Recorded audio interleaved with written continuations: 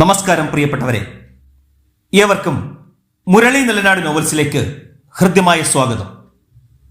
മുരളി നെല്ലനാടിൻ്റെ പ്രേമപൂജ തുടരുന്നു. അവതരണം രാജീവ് വെഞ്ഞാറമൂട്. ഗേറ്റിൽ കാറിന്റെ ഹോൺ കേട്ടപ്പോൾ ബെഡിൽ കിടന്ന പൂജ വേഗം എഴുന്നേറ്റ് ജനലിനടുത്ത് വന്ന് കർട്ടൻ വകഞ്ഞ് ഉത്കണ്ഠയോടെ പുറത്തേക്ക് നോക്കി. ഓനച്ചൻ ഗേറ്റ് തുറന്നു കൊടുക്കുന്നു.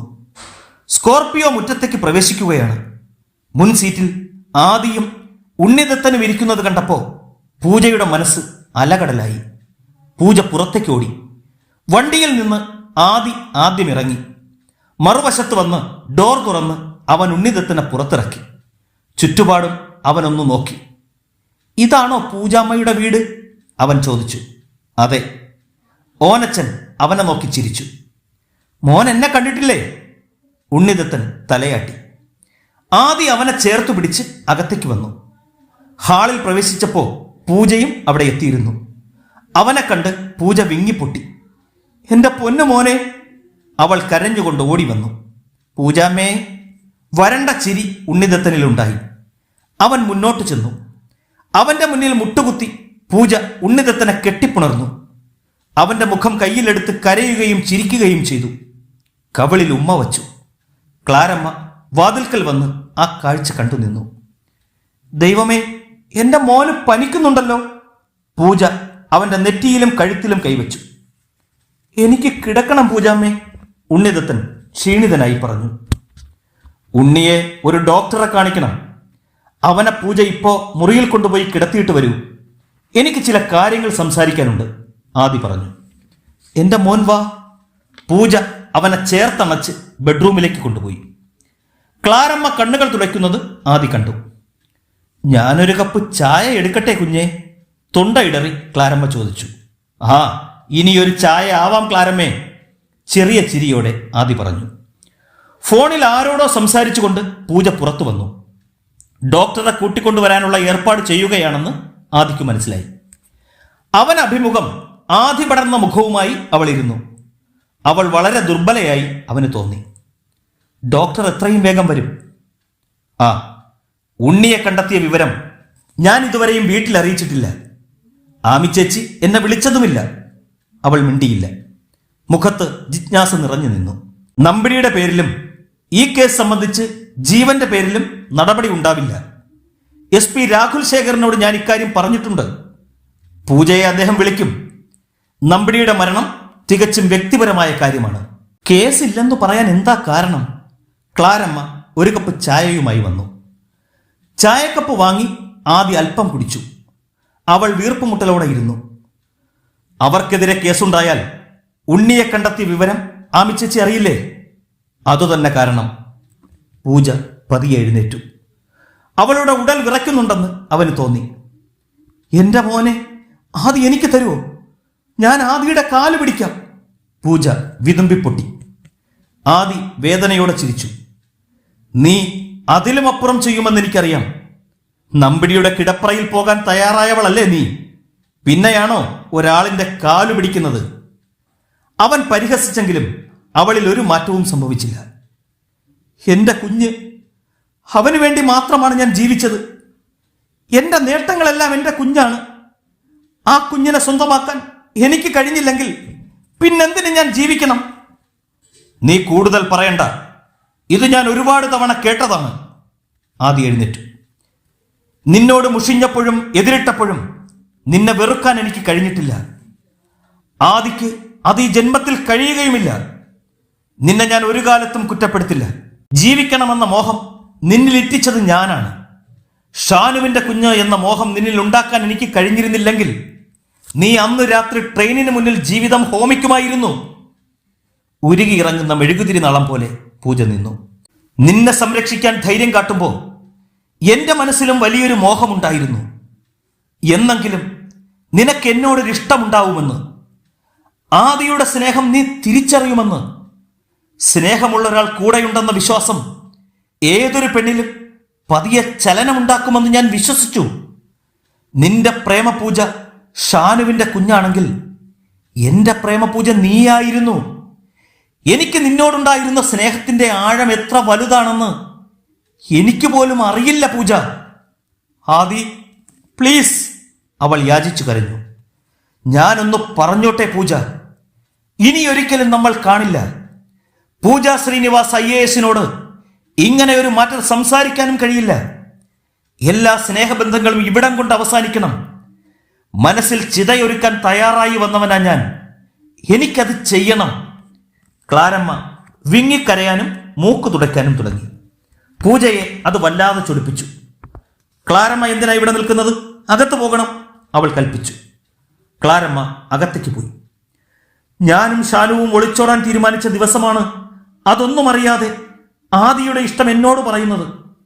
+2 ക്ലാസ്സിലെ എക്സാം അവസാനിച്ച ദിവസം റെയിൽവേ ട്രാക്കിൽ നിന്ന് ആദി എന്നെ രക്ഷിച്ചു കൊണ്ടുപോകുമ്പോൾ ഞാൻ പറഞ്ഞിരുന്നു, ഒരിക്കലും മറ്റൊരു തരത്തിലുള്ള ഒരു ഇഷ്ടം ആദിക്ക് എന്നോടുണ്ടാവരുതെന്ന്.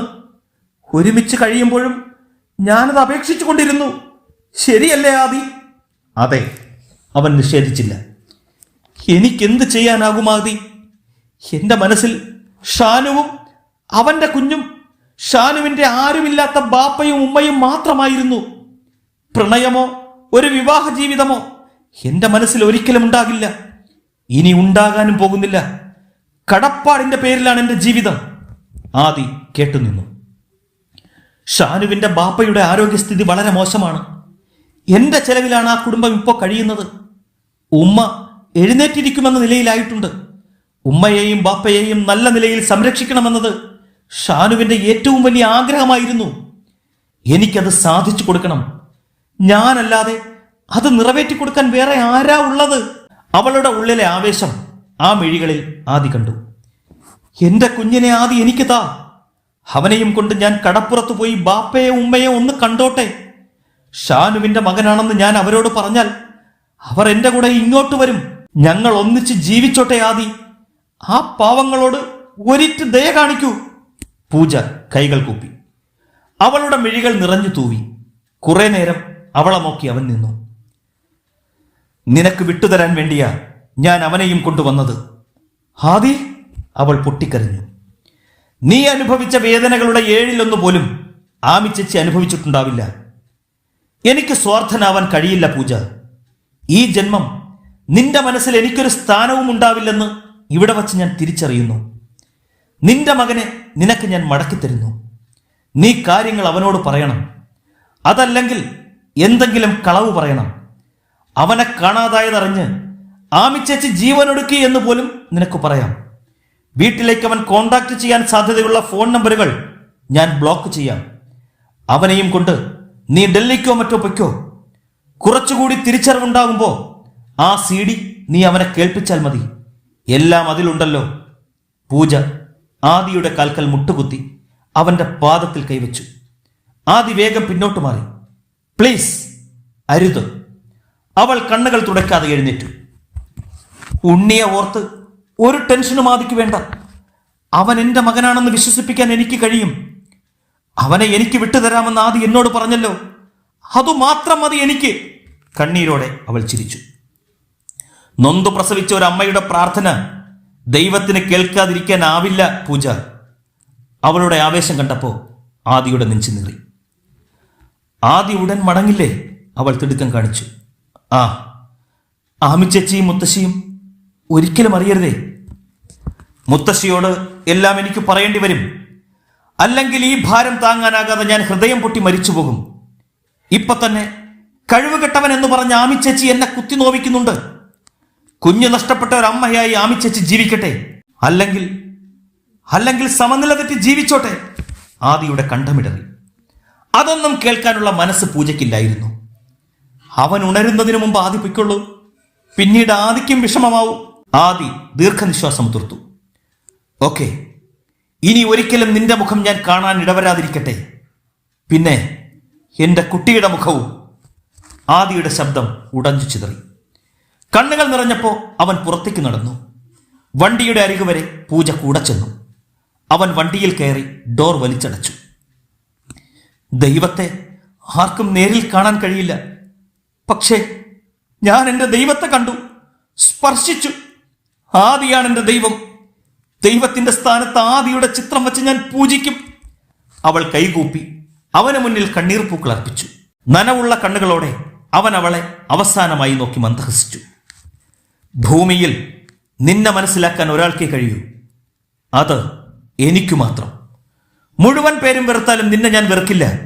ഇനി നീ എന്റെ മുന്നിൽ വരരുതെന്ന ഒരപേക്ഷ മാത്രമേയുള്ളൂ. ഇല്ലാതെ ഞാൻ വാക്കു തരുന്നു, 2 ദിവസത്തിനുള്ളിൽ ഞാൻ ഡൽഹിക്ക് പോകും, ഉറപ്പ്. ബൈ. ഗുഡ് ബൈ ആദി. അവൻ വണ്ടി മുന്നോട്ടെടുത്തപ്പോ മന്ദസ്മിതത്തോടെ അവൾ കൈവീശിയിട്ട് അകത്തേക്ക് ഓടിപ്പോയി. കളക്ടറുടെ ബംഗ്ലാവിൽ നിന്ന് പൈനാവിലേക്കുള്ള ഇറക്കമിറങ്ങുമ്പോൾ വിജനമായ റോഡിൽ ആദി പെട്ടെന്ന് വണ്ടി നിർത്തി. എത്ര നിയന്ത്രിച്ചിട്ടും അടക്കാനാകാതെ വന്നപ്പോ സ്റ്റിയറിംഗ് വീലിൽ മുഖം വെച്ച് ആദി പൊട്ടിക്കരഞ്ഞു. പനിച്ചു കിടന്ന ഉണ്ണിദത്തന്റെ നെറ്റിയിലേക്ക് പൂജ പഞ്ഞി നനച്ചു വെച്ചുകൊണ്ടിരുന്നു. ക്ലാരമ്മ ആ കാഴ്ച കണ്ട് വാതിൽക്കൽ നിന്നു. പുറത്ത് ഒരു വാഹനത്തിന്റെ ഇരമ്പൽ കേട്ടു. പൂജ തിടുക്കപ്പെട്ടു. ഒന്ന് പോയി നോക്ക് ക്ലാരമ്മ, ഡോക്ടർ സാമുവലാകും. ക്ലാരമ്മ തുളുമ്പി നിന്ന കണ്ണുകൾ തുളച്ചിട്ട് മുന്നിലേക്ക് പോയി. കാറിൽ നിന്ന് 50 വയസ്സിന് മുകളിൽ പ്രായമുള്ള ഒരു മനുഷ്യൻ ഇറങ്ങുന്നത് ക്ലാരമ്മ കണ്ടു. അത് ഡോക്ടർ സാമുവലാണെന്ന് ക്ലാരമ്മയ്ക്ക് മനസ്സിലായി. ഓനച്ചൻ കാറിനടുത്തുണ്ട്. പിന്നിലെ ഡോർ തുറന്ന് ഡോക്ടർ സാമുവൽ ബാഗ് എടുത്തു വെച്ചപ്പോൾ ഓനച്ചൻ അത് വാങ്ങി. മാഡം ഇവിടെ ഇല്ലേ? ഡോക്ടർ സാമുവൽ ചോദിച്ചു. അകത്തുണ്ട്, ഡോക്ടർ സാർ വന്നാട്ടെ. ഓനച്ചൻ ഭവ്യതയോടെ ക്ഷണിച്ചു. ഡോക്ടറും ഓനച്ചനും മുറിയിൽ പ്രവേശിച്ചപ്പോൾ ഉണ്ണിദത്തന്റെ അടുത്തിരുന്ന പൂജ വേഗം എഴുന്നേറ്റ് കൈകൂപ്പി. വരൂ സാർ. ഡോക്ടർ സാമുവൽ ഉണ്ണിദത്തനെ പരിശോധിക്കുന്നതിനിടയിൽ ക്ലാരമ്മയോട് പറഞ്ഞു, കുറച്ച് ചൂടുവെള്ളം എടുത്തോളൂ. ക്ലാരമ്മ അകത്തേക്ക് പോയി. നല്ല പനിയുണ്ട് മാഡം. എപ്പോഴാ പനി തുടങ്ങിയത്? ഇന്ന് രാവിലെ മുതൽ. ഇന്നലെയാണ് അവൻ നാട്ടിൽ നിന്ന് വന്നത്. ക്ലൈമറ്റ് മാറിയത് കൊണ്ടാകും. കുട്ടി മാഡത്തിന്റെ സിസ്റ്ററുടെ മകനാ, പേര് ഉണ്ണി. പൂജ പെട്ടെന്ന് മറുപടി കൊടുത്തു. ഇഞ്ചക്ഷൻ എടുക്കാതെ നിവൃത്തിയില്ല, അത് കഴിഞ്ഞ് ഹോസ്പിറ്റലൈസ് ചെയ്യാം. പൂജയ്ക്ക് അതിനോട് താല്പര്യം തോന്നിയില്ല. പനി കുറയുമോന്ന് നോക്കട്ടെ സാർ, കുറവില്ലെങ്കിൽ ഹോസ്പിറ്റലിൽ കൊണ്ടുപോകാം. ആ, നമുക്ക് നോക്കാം. ക്ലാരമ്മ ചൂടുവെള്ളവുമായി വന്നു. ഇഞ്ചക്ഷൻ എടുത്തപ്പോൾ ഉണ്ണിദത്തൻ കണ്ണു തുറന്നു. ചുറ്റും നിൽക്കുന്ന ആളുകളെ കണ്ടപ്പോൾ അവൻ ഭയന്ന് എഴുന്നേൽക്കാൻ ശ്രമിച്ചു. ഉടൻ പൂജ അവനെ പിടിച്ചു കിടത്തി നെറ്റിയിൽ തഴുകി. മോൻ കിടന്നോളൂ, ഇത് ഡോക്ടറാ, മോന്റെ പനി മാറണ്ടേ? ഉണ്ണിദത്തന് കാര്യങ്ങൾ മനസ്സിലായി. അങ്കിൾ എവിടെ? അവൻ ചുറ്റും പരതി നോക്കി. അങ്കിൾ പുറത്തു പോയിരിക്കുക. മോന്റെ കൂടെ പൂജാമ്മയില്ലേ, എന്തിനാ പരിഭ്രമിക്കണേ? അവൾ ചിരിച്ചു. അവൻ സമാധാനത്തോടെ തല ചലിപ്പിച്ചു. ഡോക്ടർ സാമുവൽ കഴിക്കാനുള്ള മരുന്നുകൾ എടുത്തു കൊടുത്തു. കഴിക്കേണ്ട രീതിയും പറഞ്ഞു. കുറച്ച് കഴിയുമ്പോൾ വിയർത്തു തുടങ്ങും. പനിക്ക് കുറവില്ലെങ്കിൽ മാഡം എന്നെ വിളിച്ചാൽ മതി. ഡോക്ടർ സാമുവലിനെ യാത്രയാക്കാൻ പൂജ ഒപ്പം പോയി. ഫീസൊന്നും വാങ്ങാൻ അദ്ദേഹം കൂട്ടാക്കിയില്ല. ഡോക്ടർ പറഞ്ഞതുപോലെ തന്നെ അരമണിക്കൂറിനുള്ളിൽ ഉണ്ണിദത്തൻ വിയർക്കാൻ തുടങ്ങി. അടുത്തിരുന്ന് പൂജ വിയർപ്പ് തുടച്ചുകൊണ്ടിരുന്നു. അവളുടെ കണ്ണുകൾ നിറഞ്ഞു തൂവുന്നുണ്ടായിരുന്നു. ഓനച്ചൻ കിച്ചണിലേക്ക് വന്നതൊന്നും ക്ലാരമ്മ അറിഞ്ഞില്ല. നീ ഏത് ലോകത്താ ക്ലാരമ്മേ? ഓനച്ചൻ ചോദിച്ചപ്പോൾ ക്ലാരമ്മ ഞെട്ടി ഉണർന്നു. കൊച്ചിന്റെ പനി കുറഞ്ഞു. എനിക്ക് തോന്നുന്നത് പൂജമോള് ഇവിടെ ഉപേക്ഷിച്ചിട്ട് ഡൽഹിയിലേക്ക് പോകുമെന്നാ. പൂജമോളുടെ ഡാഡിയുടെ ബന്ധുക്കൾ എവിടെയല്ലേ? പോവുമ്പോ നിന്നെയും കൂടി കൊണ്ടുപോകും. ഒരു നിരാശ ഓനച്ചന്റെ സ്വരത്തിലുണ്ടായിരുന്നു. ഞാനിനി ഒരിടത്തേക്കും പോകത്തില്ല ഓനച്ച, എനിക്ക് മതിയായി. ക്ലാരമ്മ കണ്ണു തുറച്ചു. പിന്നെ നീ എന്നാ ചെയ്യും? നിന്റെ വീട്ടിലോട്ട് പോകാനൊന്നും പറ്റുകയില്ല. വെറുതെ ഗമ പറയല്ലേ ക്ലാരമ്മേ? ഓനച്ചൻ കളിയാക്കി. മേനി പറയുന്നതല്ല, ഇനി എന്റെ ആവശ്യം പൂജമോൾക്കില്ല. മനസ്സിൽ ഞാനൊന്ന് നിശ്ചയിച്ചു കഴിഞ്ഞു. ഓനച്ചൻ ക്ലാരമ്മയെ ഉറ്റുനോക്കി. എന്നതാ നിന്റെ തീരുമാനം? ഇനിയുള്ള കാലം കാരുണ്യദീപത്തിൽ കഴിച്ചു കൂട്ടണമെന്ന എന്റെ മോഹം. സിസ്റ്ററെ ചെന്ന് കണ്ട് അപേക്ഷിച്ചാൽ കൈയൊഴിയില്ല. അതിന് കഴിഞ്ഞില്ലെങ്കിൽ ഞാൻ ആദിയുടെ വീട്ടിലേക്ക് പോകും. മുത്തശ്ശി എന്നെ പറഞ്ഞു വിടില്ല. അത്രയ്ക്ക് തങ്കപ്പെട്ടവരാ അവർ. പറഞ്ഞു തീർന്നതും ക്ലാരമ്മയുടെ കണ്ണു നിറഞ്ഞു. നീ കാണിക്കുന്നത് മണ്ടത്തരമാ. എന്റെ സമാധാനത്തിനാണ് ഓനച്ച. ഭക്ഷണവും പട്ടുമെത്തയും മാത്രമല്ല ഒരു മനുഷ്യന് സമാധാനം തരുന്നത്. നിനക്കെന്താ സമാധാനക്കേട്? ഓനച്ചന് ദേഷ്യം വന്നു. ഇവിടെ നിന്നിറങ്ങിപ്പോയ ആദിയുടെ മുഖം ഒരിക്കലും എന്റെ മനസ്സിൽ നിന്ന് മാഞ്ഞു പോവുകയില്ല. അവനെ മനസ്സിലാക്കാൻ പൂജമോൾക്ക് കഴിഞ്ഞില്ല. ആദി കുട്ടിയുമായി വന്നത് അവളുടെ മനസ്സു മാറുമെന്ന വിശ്വാസം കൊണ്ടാകാം. ഞാനും അത് പ്രതീക്ഷിച്ചു. പൂജമോള് കാരണമാ കുട്ടിയെ നമ്പിടി കൊണ്ടുപോയത്. ആദ്യ കുട്ടിയെ വീണ്ടെടുത്തപ്പോ തോറ്റുപോയതാരാ? പൂജമോളല്ലേ? എന്നിട്ട് കുട്ടിയെ 2 കൈയും നീട്ടി വാങ്ങിയില്ലേ? നന്ദി കേടല്ലേ ഓനച്ച പൂജമോള് കാണിച്ചത്? മരണത്തിൽ നിന്നാ ആദ്യ കുട്ടിയെ വീണ്ടെടുത്തത്. മതി, പതുക്കെ സംസാരിക്ക്. ഓനച്ചൻ ഭയന്നു. ഇതൊന്നും ദൈവം തമ്പുരാൻ പൊറുക്കുകയല്ല. ഒരു ചെറുപ്പക്കാരനെ പറഞ്ഞു പറ്റിച്ചു. അവനെ മാത്രമല്ല, അവന്റെ കുടുംബത്തെയും. ഇവിടെ വന്നവൻ ചങ്ക പൊട്ടി പറഞ്ഞിട്ടും അവളുടെ മനസ്സലിഞ്ഞില്ല. കൊച്ചിനെ കൈ കിട്ടിയപ്പോ ആ പാവത്തെ ഓടിച്ചു വിടാനുള്ള വ്യഗ്രതയായിരുന്നു. അവൾ എന്തൊക്കെ നാട്യം കാണിച്ചാലും അതൊക്കെ കാപട്യമെന്ന് ആർക്കാ അറിയാത്തത്? പാവമാമി, അതിന്റെ വിധി എന്താവുമെന്ന് ചിന്തിക്കാനുള്ള ത്രാണി പോലും എനിക്കില്ല. ഓർക്കുമ്പോ ചങ്ക പൊടിഞ്ഞു പോവുക. ക്ലാരമ്മ സാരി തലപ്പ് പിടിച്ച് കണ്ണും മൂക്കും തുടച്ചു. പ്രസവിച്ചത് കൊണ്ട് മാത്രം മക്കളാവുമെന്ന് ഓനച്ചൻ കരുതുന്നുണ്ടോ? ഞാനും 4 എണ്ണത്തിനെ പെറ്റതാ. എന്നെ തിരിഞ്ഞു നോക്കാൻ ഒരെണ്ണം ഉണ്ടായോ? ഭൂമിയിൽ നിലനിൽക്കുന്നത് സ്നേഹം മാത്രമാ. ഇമ്മാനുവേൽ അച്ഛൻ പറയാറുള്ളതാ, സ്നേഹം വെളിച്ചമാണെന്ന്. അത് തെളിയിച്ചു കൊടുത്തിട്ടും അവൾക്ക് അയാളെ മനസ്സിലാക്കാൻ പറ്റിയില്ലല്ലോ. കർത്താവേ, ഈ ഭ്രാന്തൊന്നും കേട്ടു നിൽക്കാൻ എനിക്ക് വയ്യേ. ഒരു കാര്യം ഞാൻ പറയാം, എന്റെ നെഞ്ചിൻ കൂടിൽ ജീവനുള്ള കാലത്തോളം ഞാൻ മോളുടെ കൂടെ ഉണ്ടാവും. ഓനച്ചൻ തിരക്കിട്ട് പുറത്തേക്ക് പോയി. പ്രിയപ്പെട്ടവരെ, ആകാംക്ഷാഭരിതമായ പ്രേമപൂജ അടുത്ത ലക്കത്തിൽ തുടരും. ഈ കഥയെക്കുറിച്ചുള്ള നിങ്ങളുടെ വിലയേറിയ അഭിപ്രായങ്ങളും നിർദ്ദേശങ്ങളും കമന്റ് ബോക്സിൽ രേഖപ്പെടുത്തി ഞങ്ങളെ അറിയിക്കുക. മുരളി നെല്ലനാട് നോവൽസിനു വേണ്ടി സ്നേഹപൂർവ്വം രാജീവ് വെഞ്ഞാറമൂട്.